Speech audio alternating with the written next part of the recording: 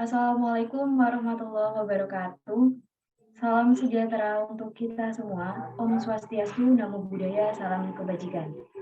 Yang terhormat Bapak Dr. Andes Teguh Supriyanto MPD, selaku dosen pengampu pada mata kuliah Literasi Digital dan Kemanusiaan, kami dari kelompok 7 akan mempresentasikan hasil diskusi kami mengenai konsep dasar Artificial Intelligence. Sebelumnya, perkenalkan anggota dari kelompok 7, yaitu terdiri dari yang pertama Fadila Nurdiana Wayuningrum, yang kedua Faidatur Rahmah, yang ketiga saya sendiri Rilis Tadi Asri, yang keempat Anandita Siregar, yang kelima Muhammad Rizky Al-Bashir.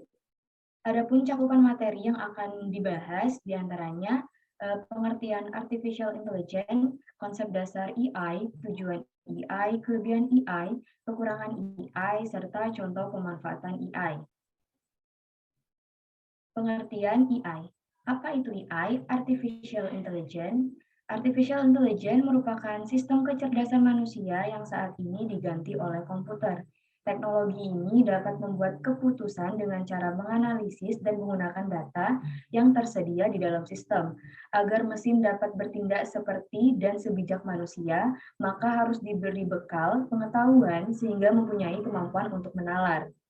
Bagian utama yang dibutuhkan dalam membuat AI terdiri dari dua, yaitu yang pertama, basis pengetahuan yang bersifat fakta-fakta, teori, pemikiran, dan hubungan antara satu dengan yang lainnya. Yang kedua, motor inferensi yang berupa kemampuan menarik simpulan berdasarkan pengetahuan dan pengalaman. Selanjutnya akan disampaikan oleh rekan saya. Baik, untuk selanjutnya yaitu mengenai konsep dasar Artificial Intelligence atau AI.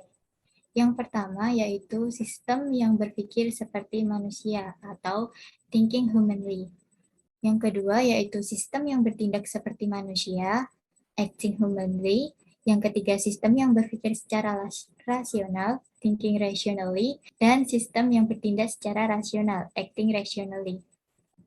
Untuk tujuan AI sendiri dapat dibagi menjadi tiga, yaitu membuat mesin menjadi lebih pintar, memudahkan pekerjaan manusia, dan membuat mesin memiliki nilai atau manfaat.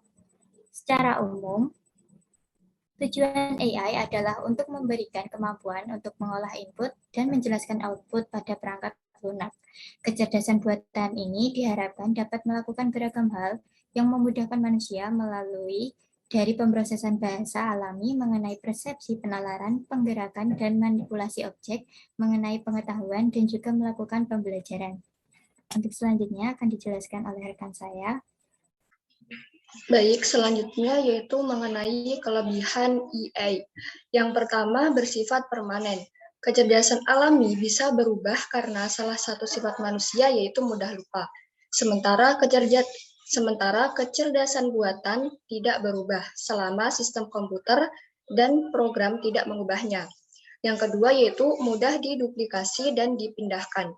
Kecerdasan buatan dapat dengan mudah untuk disalin dan dipindahkan atau disebarkan dari satu komputer ke komputer yang lain. Kelebihan yang ketiga yaitu murah. Menyediakan layanan komputer akan lebih mudah dan murah dibandingkan dengan mendatangkan seseorang untuk mengerjakan sejumlah pekerjaan dalam jangka waktu yang sangat lama. Sementara kita tahu bahwa kecerdasan buatan lebih konsisten dibandingkan kecerdasan alami. Selanjutnya, AI mudah didokumentasikan. Keputusan yang dibuat oleh komputer dapat dengan mudah didokumentasikan dengan cara melacak setiap aktivitas dari sistem tersebut, sementara kecerdasan alami tidak. Kelebihan yang kelima yaitu cara kerja lebih cepat. Kecerdasan buatan tentu memanfaatkan mesin. Oleh karena itu, dengan pemanfaatan tenaga mesin, pekerjaan yang ingin dikerjakan dapat terselesaikan dengan cepat. Yang keenam yaitu hasil lebih baik. Dengan menggunakan artificial intelligence, maka hasil yang diinginkan dapat diatur secara teliti dan dapat memproduksi sesuatu dengan jumlah yang banyak dengan kualitas yang sama. Kekurangan AI. 1. Mahalnya biaya. Untuk membuat teknologi yang menggunakan sistem artificial intelligence, tentu memerlukan biaya yang tidak sedikit. Hal ini disebabkan oleh kelengkapan mesin yang mendukung AI. Tidak hanya itu, waktu yang dibutuhkan juga cukup lama dan membutuhkan ketelitian. Yang kedua, mempersempit lapangan pekerjaan. Dengan adanya kecerdasan buatan, maka perusahaan rela membayar harga yang mahal untuk menjamin dan memudahkan segala kepentingan perusahaan.